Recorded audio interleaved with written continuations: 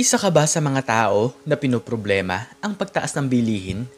Ginto na talaga ang presyo ngayon, pero hindi naman tumataas ang sweldo. Marami sa mga kababayan natin ang nagugutom na kailangan ng tulong. Ikaw, nahihirapan ka na rin ba sa mga gastusin? Kung ganon, ay tunghayan mo ang storyang ito na tiyak ay kapupulutan mo ng aral.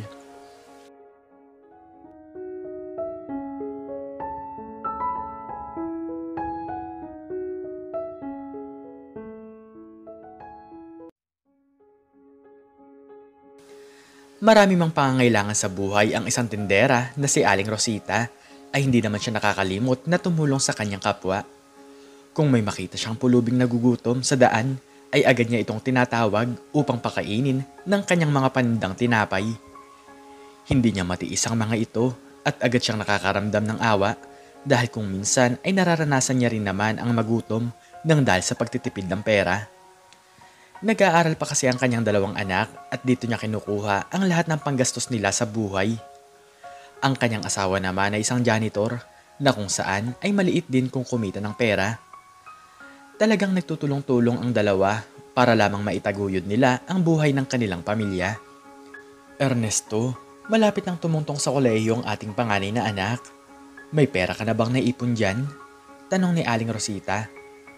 Wala pa akong naiipon dahil ang lahat ng aking pera ay napupunta sa pagkain natin sa araw-araw. Malungkot na sagot ni Ernesto. Hindi man sila ang taong may masaganang buhay, ngunit sila naman ay masaya kung ano man ang meron sila. Isang araw ay muling nagtitinda si Rosita sa tapat ng eskwelahan.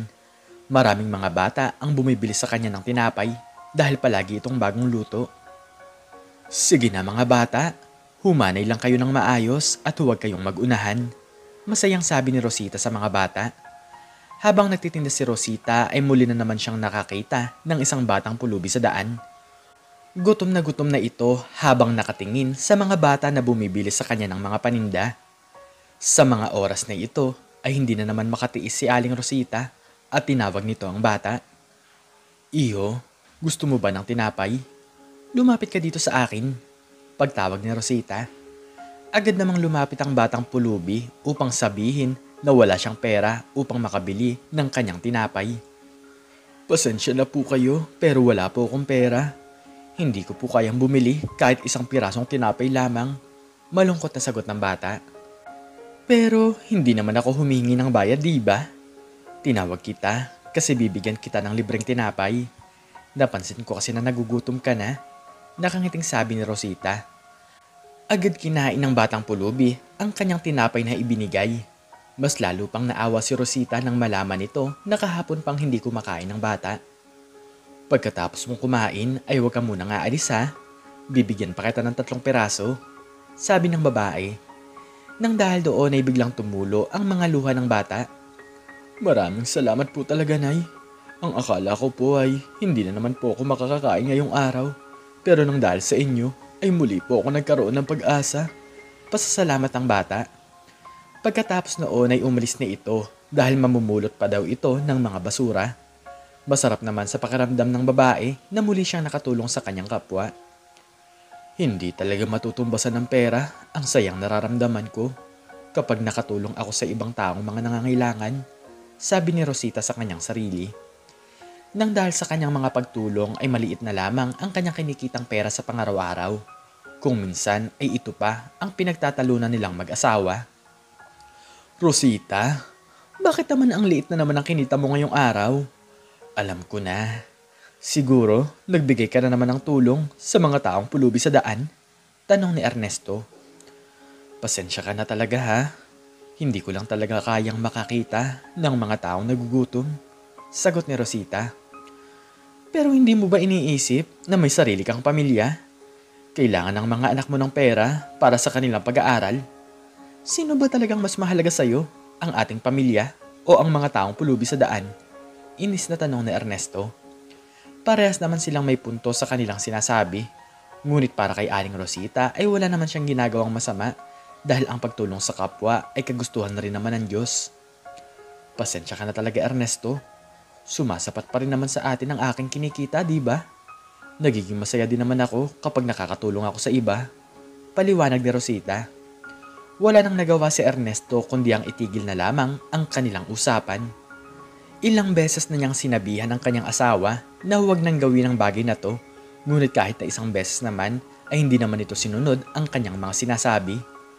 Kinabukasan ay hindi pumasok ang lalaki upang samahan ang kanyang asawa sa pagtitinda ng tinapay. Gusto nitong malaman kung ano ba ang ginagawa ni Rosita. Bakit naman kailangan mo pa akong samahan dito? Kaya ko namang magtinda lang mag-isa. Tanong ni Rosita. Ikaw talaga? Gusto lang kitang bantayan para hindi ka na malugi sa iyong mga paninda? Sagot ni Ernesto. Maya-maya lamang ay muling nakita ni Rosita ang batang pulubi. Para bang naghihintay ito sa kanyang pagtawag, ngunit hindi ito magawa ng babae dahil nakabantay ang kanyang asawa. Lumipas ang ilang minuto ay nagpaalam si Ernesto na gagamit lamang ito ng banyo. Nang mawala sa paningin ni Rosita ang kanyang asawa, ay nagmamadali nitong tinawag ang batang pulubi. Bilisan mo, iho. Ito ang tinapay at umalis ka na kaagad. Baka maabutan ka pa ng aking asawa. Nagmamadaling sabi ni Rosita. Pero hindi pa nakakaalis ang bata ay mabilis na nakabalik sa Ernesto. Rosita, bayad na ba siya? Hindi ko nakita na nag-abot siya ng pera. Tanong ng lalaki. Hindi makasagot si Rosita sa tanong ng kanyang asawa. Alam niya sa kanyang sarili na magagalit ito kung sakaling sabihin niya na muli niyang tinulungan ng bata. Rosita, narinig mo ba ang tanong ko sa'yo? Muling tanong ni Ernesto. Walang nagawa ang babae kundi ang aminin ang kanyang ginawa. Sa totoo lang ay wala siyang pambayad, kaya binigyan ko na lamang siya ng libreng tinapay. Kinakabahang sagot ni Rosita. Nang dahil doon ay biglang nagalit si Ernesto sa bata. Kaya pala nalulugi ang aking asawa dahil palagi ka palang humihingi ng tinapay sa kanya. Alam mo ba na meron din kaming mga anak? Kaya simula ngayon ay huwag ka nang babalik pa dito. Galit na sabi ng lalaki. Nang dahil doon ay takot na takot ang batang pulubi. Ngunit bago ito umalis ay nagpasalamat muna ito kay Rosita. Maraming salamat po sa palaging pagbibigay niyo po sa akin ng pagkain. Hanggang sa aking pagtanda ay hindi ko po talaga kayo malilimutan. Pati na rin po ang inyong ginawa. Malungkot na sabi ng bata. Simula noon ay hindi na nakita ni Rosita ang batang pulubi. Naiintindihan niya rin naman ang kanyang asawa dahil kailangan din naman talaga nila ng pera. Pero hindi nagbago ang pananaw ng babae sa kanyang buhay at patuloy pa rin siyang nagbibigay ng tulong sa mga pulubi sa kalsada. Lumipas ang maraming taon ay nasa kolehiyo na ang kanilang dalawang anak. Hindi na nila malaman kung saan pa sila kukuha ng pera dahil talagang mabigat na ang kanilang mga gastusin. Tuwing gabi ay nagtatrabaho na rin si Rosita upang kumita pa siya ng pera. Ganoon din naman ang kanyang asawa na si Ernesto dahil tuwing gabi ay nagtitinda naman ito ng mga pritong manok sa tabing kalsada. Talagang nagsisikap ang mag-asawa para maipagpatuloy nila ang kanilang buhay.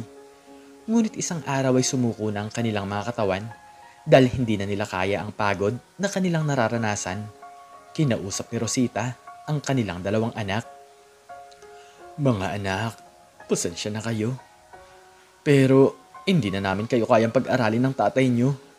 Tumatanda na kami, kaya hindi na kami ganoon kalakas para pagsabayin sa isang araw ang dalawang trabaho.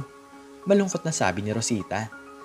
Napili din naman ng dalawang dalaga na tumigil na lamang sa pag-aaral para matulungan na lamang ang kanilang mga magulang. Tanggap na nila sa kanilang buhay na mahirap lamang sila at hindi nila kayang matupad ang kanilang mga pangarap. Lumipas sa mga taon ay walang nagbabago sa kanilang buhay. Nananatili itong simple at walang pag-unlad.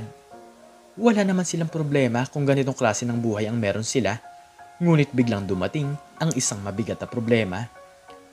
Habang nagtitinda sa labas ang isang buong pamilya ay bigla silang nilapitan ng isang lalaki.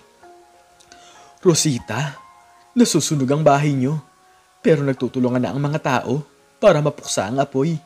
Nagmamadaling sabi ng kanilang kapitbahay. Nang dahil doon ay nagmamadali silang umuwi. Nakita na lamang nila ang kanilang tirahan na walang natira na kahit na isang gamit. Talagang nanlalambot sila dahil hindi nila alam kung paano sila muling babangon sa kanilang buhay. Sa ngayon ay wala na silang bahay at higit sa lahat ay hindi nila alam kung saan pa sila kukuha ng pera. Ernesto, paano na to? Hindi ko alam kung ano na ang mangyayari sa atin. Umiiyak na sabi ni Rosita. Sa totoo lang ay hindi ko na rin alam. Wala naman tayong mga kamag-anak dito na pwedeng tumulong sa atin. Nakayukong sagot ni Ernesto. Lumipas sa maghapon ay natulog na lamang sa kalsada ang mag-anak. May natira pa naman sa kanilang mga paninda pero alam nila na hindi na ito sasapat. Sa paglipas pa ng mga araw ay wala nang natira sa kanila kaya naghanap ng trabaho ang kanilang dalawang anak. Naguhugas na lamang ang mga ito ng plato sa isang maliit na restaurant upang kumita ng pera. Si Mang Ernesto naman ay tinamaan ng sakit kaya hindi na ito nakakalakad. Mabuti na lamang at may isang mabuting tao na nagbigay ng wheelchair sa kanila. Habang tulak-tulak ni Rosita ang kanyang asawa ay nangihingi sila ng pera sa mga taong dumadaan. Sa ngayon ay nararanasan nila ang isang matinding kahirapan at ngayon ay alam na ni Ernesto ang pakiramdam na maging isang pulubi. Habang namamalimos sa mag-asawa ay bigla silang nilapitan ng isang mayamang binata. Ma'am Rosita? Tanong ng binata. Sino po kayo at bakit niyo po ako kilala? Tanong ng matandang babae. Nako, di niyo na po ako naaalala. Ako po ito si Harold, ang dating batang pulubi na palagi niyong binibigyan ng tinapay. Matagal ko na po kayong hinahanap at sobrang lungkot ko po nang mabalitaan ko na nasunugan po pala kayo ng bahay. Pagpapakilala ng binata. Takang-taka ang mag-asawa dahil bakit naman biglang naging mayaman ang dating batang pulubi. Ipinaliwanag naman ni Harold kung ano ang tunay na nangyayari sa kanya. Tinulungan ko po ang isang mayamang mag-asawa noong pinagnakawan sila ng dalawang lalaki. Pagkatapos po noon ay napili po nila akong ampunin dahil wala naman daw po silang anak. Kaya ngayon ay isa na po ako negosyante dahil pinag-aral po nila ako at pinagtapos sa pag-aaral. Paliwanag ng binata. Mabuti naman at maganda na pala ang buhay mo ngayon. Masaya ako na muli kitang nakita. Nakangiting sabi ni Rosita. Ngunit isang sorpresa pala ang naghihintay sa kanila dahil gustong ibalik ni Harold ang mga ginawang pagtulong ng babae sa kanya. Aling Rosita, sinabi ko po sa mga nag-ampon sa akin na gusto ko pong tulungan ang inyong pamilya.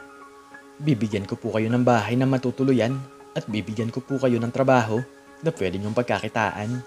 Nakangiting sabi ni Harold. Masayang masaya talaga si Rosita dahil muli silang magkakaroon ng pag-asa sa kanilang buhay. Samantalang si Ernesto naman ay malalim ang iniisip. Kung hindi naging mabuti kay Harold ang kanyang asawa na si Rosita, ay walang kahit na sino mang tao ang tutulong sa kanila. Rosita, hindi ko inaasahan na babalik sa atin ang mga itinulong mo sa kanya. Patawarin mo ako kung pinipigilan kita dati sa pagtulong mo sa ibang mga tao. Nakayokong sabi ni Ernesto. Pagkatapos noon ay isinama ni Harold ang mag-asawa sa bahay na tinitirhan ng kanilang pamilya. Sobrang laking pasalamat ni Rosita dahil hindi talaga niya akalain na babalikan siya ng bata. Harold, maraming salamat. Magiging masaya talaga ang aking mga anak kung sakaling malaman nila na may bahay na silang matitirhan. Naiiyak na sabi ni Rosita. Ako po ang dapat na magpasalamat sa inyo. Kayo po ang unang taong nagbigay sa akin ng pag-asa sa mga panahong hindi ko na po alam kung ano ang mangyayari sa aking buhay. Masayang sagot ni Harold. Nang makatapos sa trabaho ang dalawang dalaga ay masayang-masayang mga ito nang malaman nila ang balita. Hindi na sila mahihirapan sa kanilang buhay dahil bibigyan din sila ng magandang trabaho ng lalaki. Simula noon ay muli silang naging masaya at itinuring din nilang anak ang binatang si Harold. Ang simpleng pagtulong ay pagpaparamdam na rin ng pagmamahal sa ibang tao. Hindi naman porket mahirap lamang tayo ay wala na tayong karapatan na tumulong sa iba. Ang maliit at malaking pagtulong ay parehas lamang pagtulong. Kung gagawin mo ito ng mula sa iyong puso, ay ang Diyos na ang bahalang magbalik sa iyo ng kabutihan na iyong ginawa. Pakainin mo ang nagugutom at patuloyin mo ang walang tirahan. Bihisan mo ang mga tao na walang damit at mahalin mo sila ng parang sariling kapatid. Hindi lang naman sa pera nabubuhay ang isang tao, dahil nabubuhay din tayo sa paggawa ng mabuti sa ibang tao. Magmahal, magpatawad, at higit sa lahat ay magtiwala. Ikaw, anong natutunan mo sa istoryang ito? I-comment mo sa baba ang iyong natutunan. At hanggang dito na lamang po nagtatapos ang aking istorya at sana po ay nagustuhan niyo po ito. please like, share, and subscribe, and click the notification bell para lagi kang updated sa mga bago kong istorya. Muli ay maraming salamat po at God bless us all.